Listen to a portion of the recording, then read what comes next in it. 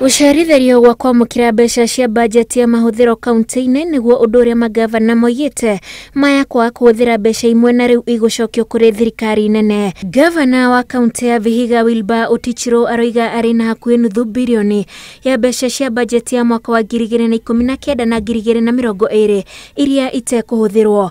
Kuona mwaka wa mahũthĩro ma bajeti ũthiraga tarĩki 30 mweri wa 6, rĩu nĩ mathaa matigarĩte mwaka ũyũ wa mahũthĩro ũthire. Mwaka huu wa serikali ambao unaisha kesho kutwa, tulipatiwa ama tuko na kwa mfuko wa project tulipatiwa 524 million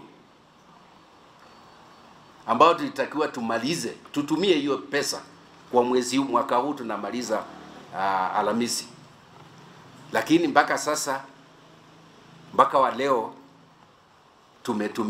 tutakuwa tumetumia 198 million. Kaunti ya Kakamega onayo nĩ imwe wa kaunti iria irĩ ithabu-inĩ rĩa kũhinyĩrĩrĩka gũcokia mbeca imwe. And you know it was towards the end of the financial year. So the little money we had for emergencies were already exhausted because the year end was coming, we are in June.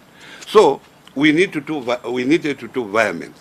And to do environments, you have to go through a process of supplementary budget, which you have to take to the county assembly, and then you have to also take county assembly through. So that process takes nearly a month if you have to expedite it. But in the normal manner, depending on your relationship with the MCAs, it can even take three months or so. Thirikari nene kũgerera ministry ya kĩgĩna nĩyo ĩrekagĩrĩria mbeca icio na gũcokio gwacio gũtiga mabataro mamwe matũra-inĩ marĩ na mathenya. Na ũũ nĩguo motungata rĩmwe magaga gũkinyĩra Wanjikũ na njĩra njagĩrĩru nĩ ũndũ wa mbeca gũcerithĩrio.